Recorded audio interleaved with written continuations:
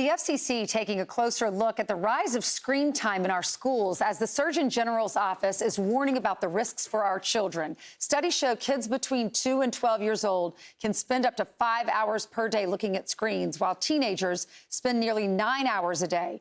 Meanwhile, since COVID, screen time use in schools has skyrocketed, while reading and math scores have plummeted to record lows. So what is the FCC's solution? We have the chairman, Brendan Carr. He joins us now. Good morning to you, Mr. Chairman.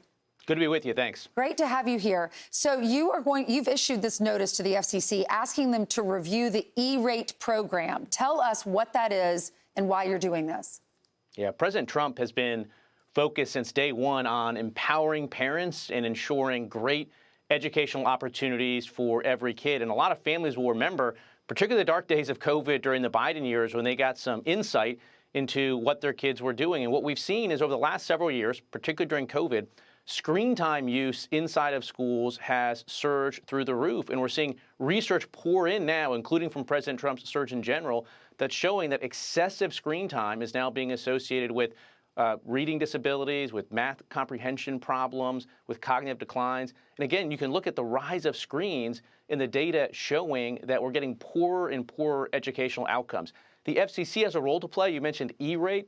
This is a program that's about $3 billion a year that we spend to subsidize internet connections to and within schools. And we want to take a fresh look at that program to make sure we're supporting great educational outcomes. Are parents really empowered? Do they know that their kids are using these connections? Are there the right types of safety filters in place? So we're going to take a top-to-bottom look at this, and it's really part of a broader government-wide look at this issue.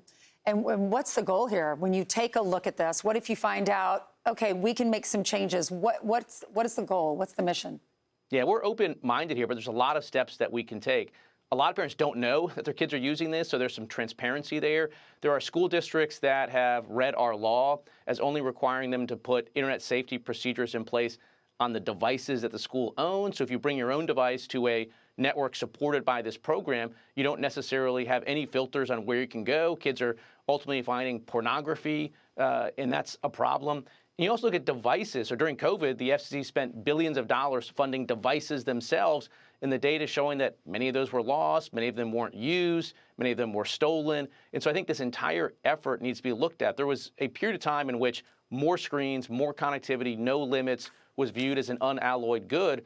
And the research is showing that's not the case. And so we want to partner with parents, with communities across the country to make sure that all of these programs are ultimately aligned for great educational outcomes. After the pandemic, efficiency in reading and in math, we always compare 4th grade and 8th grade in reading and math, and we've seen efficiency or proficiency go down in all of these categories. Is that because of screen time, or was it just because our children were out of school for in some cases, 2 years?